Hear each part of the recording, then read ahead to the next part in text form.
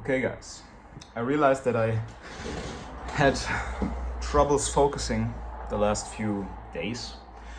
So I thought maybe I'll just record one of my practice sessions and comment on it while I do, in order to force me to focus. Me talking to you while practicing will of course diminish the possible time that I could spend hyper-focused. But I think in comparison to me maybe not even getting into the process of deliberate practice and just sitting there for 1 or 2 hours, just wrapping out the stuff that I practice.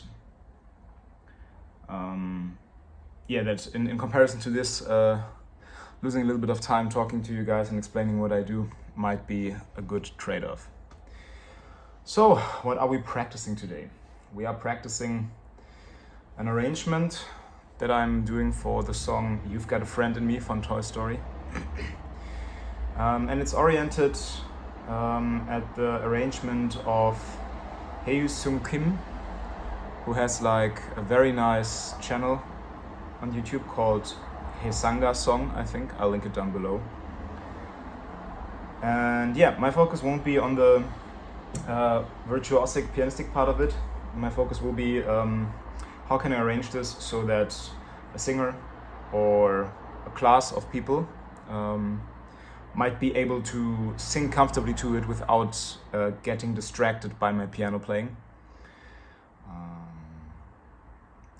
Let's see how it goes. So, I was practicing the following line yesterday.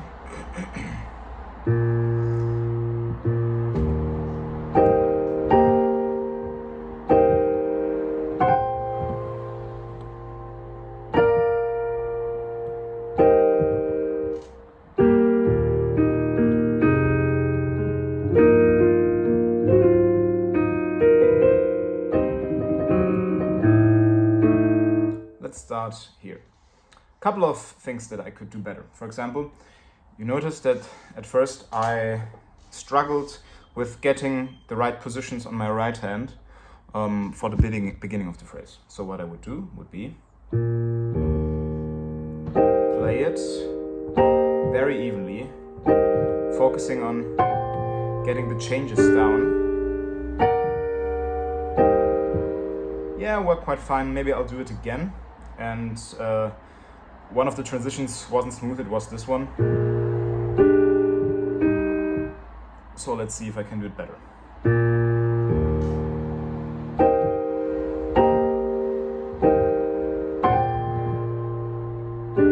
Still.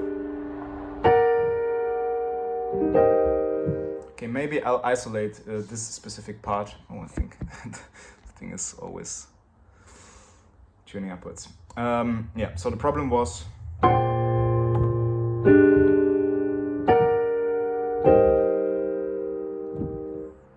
I'll play it from memory, so I'll close my eyes and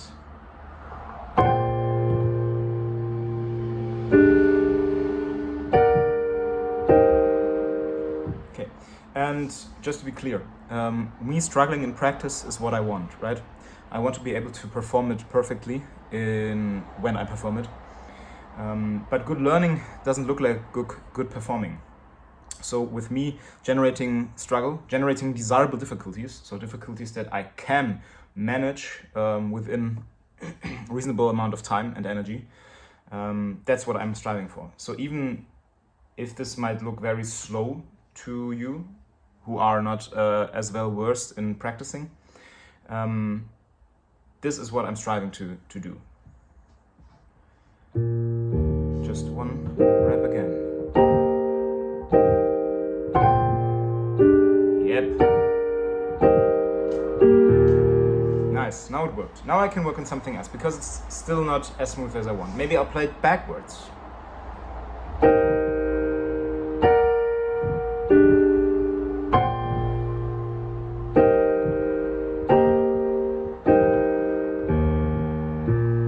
Nice.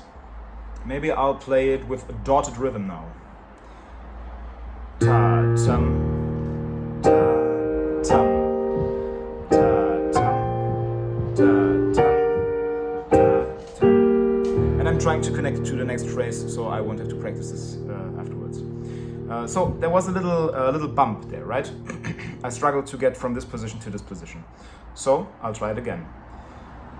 Da dum, da dum, da dum, da dum, da dum. Worked fine. And I'm striving to get to like 85% accuracy. So just before I have the feeling that I now have it down, I'll change the stuff that I'm focusing about, because the power law of practice says the more successful reps we are doing in a block, the less effective they become. Right? My working memory might get better because I've played it 100 times in a row, but it doesn't mean that it gets encoded into my working memory. That it doesn't get encoded into my long-term memory. It's just in my working memory. Which means that I have this illusion of mastery. I might be able to play it perfectly after I played it 20 to 100 times. But if you were to say, hey Thomas, could you play me the phrase tomorrow? I most likely would struggle. So my goal is to just generate desirable difficulties, generating cognitive load for myself, working on it a little bit until I can almost get it down, and then switching task, maybe playing another piece, maybe playing another section. Maybe having a little period of forgetting in between, which I achieve right now in talking to you guys, because right now I'm not practicing, right? So let's just try it again.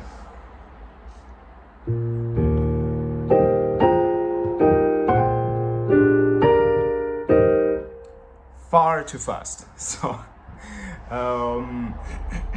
yeah, just let's do one thing and then switch up the practice. Let's say I'll do it in groups of 3. So da da da da da da da da da da da da da da da. And now I'm switching to the next phrase. I'll just practice this a little bit. Da da da da da da da da.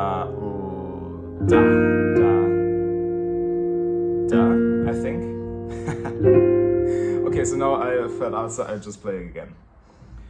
1, 2, 3. 1, 2, 3. 1, 2, 3. 1, 2, 3. 1, 2, 3. 1, 2, 3. Yep, I think that's it. Okay, let's just look at this phrase. Come on. So this app has like a function that I can turn the pages through making this gesture, but it doesn't work as well. So if it looks like I have an epileptic seizure, it's just the app is not working. Come on. Yes, now. Okay. So I had this phrase in the end.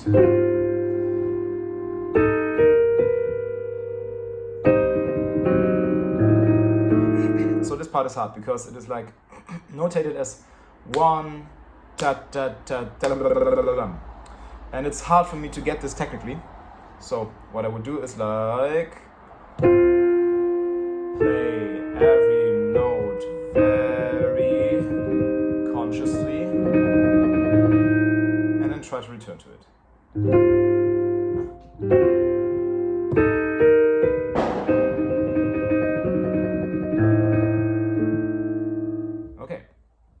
Just once again, to get it a little bit more down.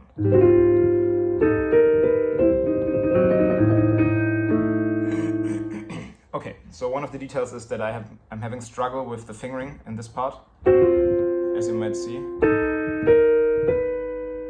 I'll have to go over my own hand. The fingering is...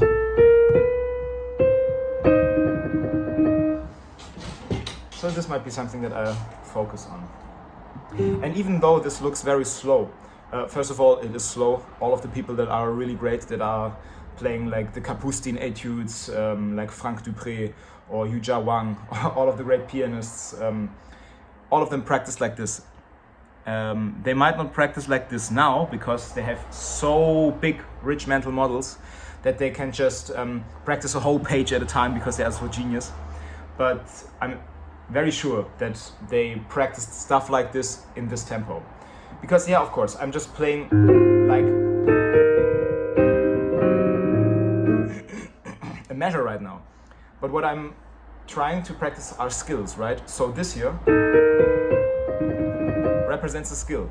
I might not find it in another composition or in one of my improvisations at this place, but being able to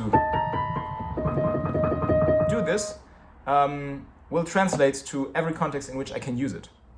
So I'm trying to have the big picture in mind while practicing.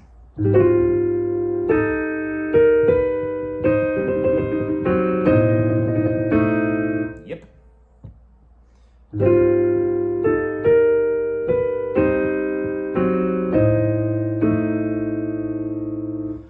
Maybe I'll do... Yeah, I'm focusing on the feeling right now so that my arm is really relaxed and I'm not tensing up on this part.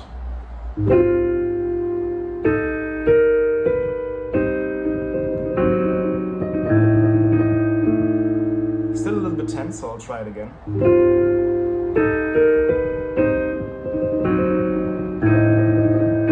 Was a little bit better.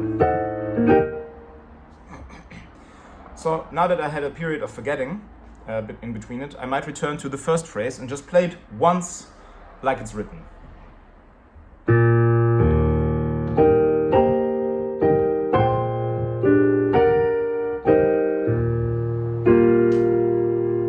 Very nice, but I played the wrong note here. It had to be this one. But now I retrieved it once, so I could practice it again now. There could be some work that I could do at this point now. But I'm choosing to just retrieve it. So after a period of forgetting, just playing it as it is, as it would be in concert. Because a lot of times having anxiety to play in front of an audience is a result of not practicing like you would play in front of an audience, right? In the practice room, you can practice 100, 500 reps and you would get it down. If people were coming in like, hey, could you play it for me? You were like, yeah, of course I can. But you won't have that opportunity when you're at a recital and saying, okay, Thomas, you're up, let's go. And you didn't have like 1 hour of practice beforehand. So one of the best things that I learned from Greg Goodhart, and I'm not as diligent as I would like it to be in this part, is getting the stuff into your memory before you start practicing like this detailed stuff that I did right now. So just focusing on getting the notes down. I'll try to play this phrase from memory.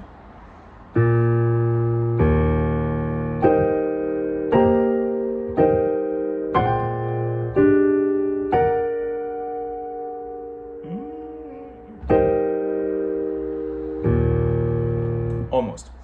Because then you won't have to look at the notes. You can focus on what you're hearing. So you're reducing the external cognitive load that you have, which means you have more energy to focus on this. But I'm not doing it right now. Another part that I could practice, and this is how practice could look like. I'm also practicing a little chanson in which I'm accompanying a singer right now. And I have to play a little improvised solo over 8 measures. So, and the chords are those.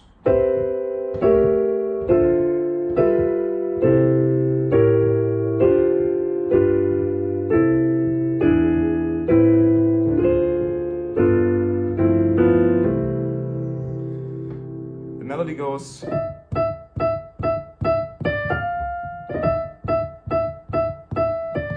Yeah.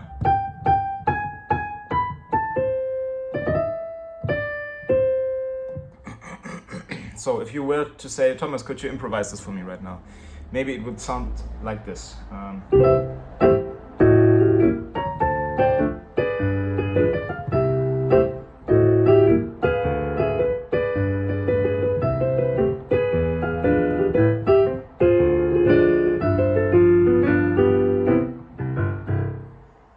Which sounds okay, but there's still a lot of work to be done.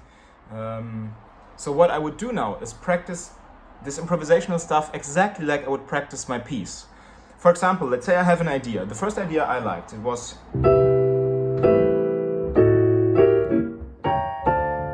Okay, so what can I do better at this phrase, for example? I can implement like this shaking motion that we had in the other piece.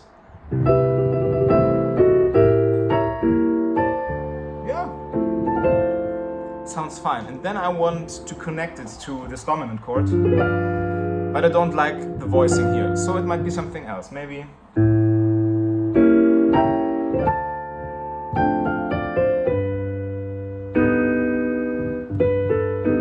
yeah, maybe something like this.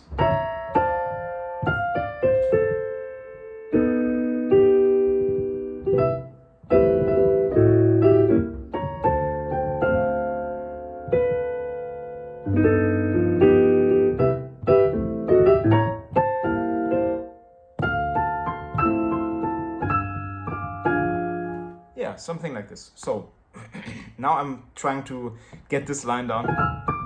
I'm connecting it, so I'm playing it a little bit more slowly.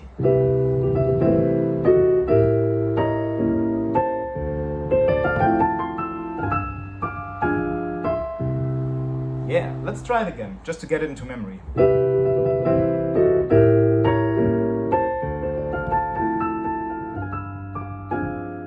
I'm still not sure what I'm playing here. Yeah, let's say I'll play this. And I'm limiting myself to this idea because I could play like... But I want to practice exactly this line. So, once again.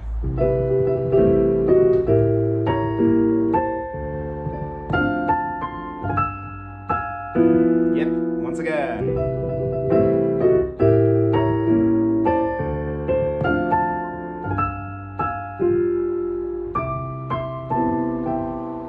Okay, what could I do now to focus on this, for example? I could change the rhythm.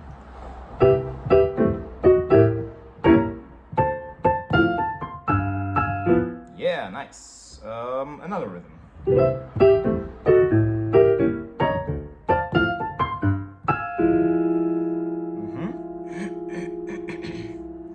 Maybe I'll just play the arpeggios.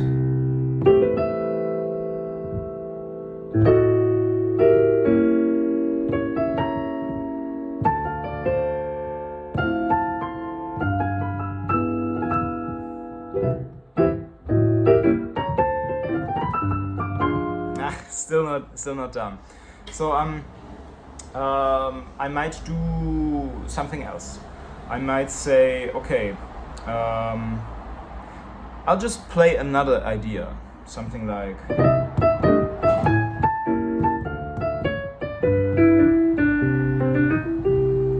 Yeah, yeah, I'm not quite satisfied. Maybe I can do it a little bit slower.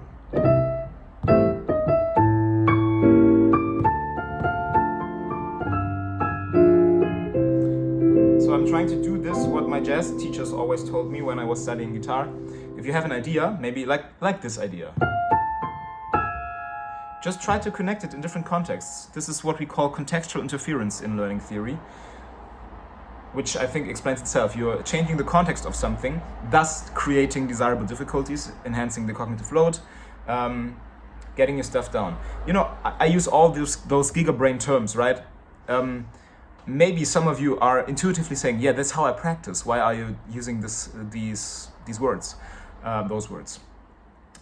I'm using them because it's not as obvious for everyone. If it was as obvious to have those mental sets, those frameworks, everyone would be a genius pianist, would be a genius mathematician. But I'm trying for myself to systematize practicing because I used to be, when I was a child, I used to be someone who practiced like this. Until someone told me, yeah, you're very talented, you're very talented. And then once I failed 1 or 2 times, this idea of talent really burned it into my skull, and I really unlearned practicing like this because I had very big blockades. And I, even though I was good enough for studying music at a collegiate level, I really didn't learn as much as I could during my undergraduate degree, for example. And I think a lot of this relates to the mindset that I had, which was informed by this idea of talent and me not knowing as to why I was progressing as fast as I was when I first started out. Because when I first started out, I had this natural curiosity in practicing. I was like, oh, okay, what can I do?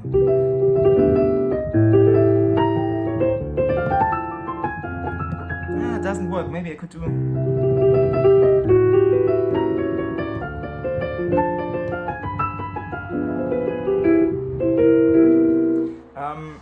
And I kind of lost that. And I recently just rediscovered it in the context of this scientific stuff, because I'm also studying this at a collegiate level. So I'm just trying to systematize it for myself, and that's why I use these big words. Okay, I'm seeing this video is getting very long, so let's cut it off here. Without me talking to you guys, all of this practice that I just did might have taken 5 minutes, right? So I might have done 5 minutes of efficient practice today, but 5 minutes are better than 0, right? So I might load up more of this stuff, and if someone can derive some value from it, I'm very happy. Otherwise, this channel is mainly for me and getting my stuff out, so I don't know. Okay guys, take care, have a nice day.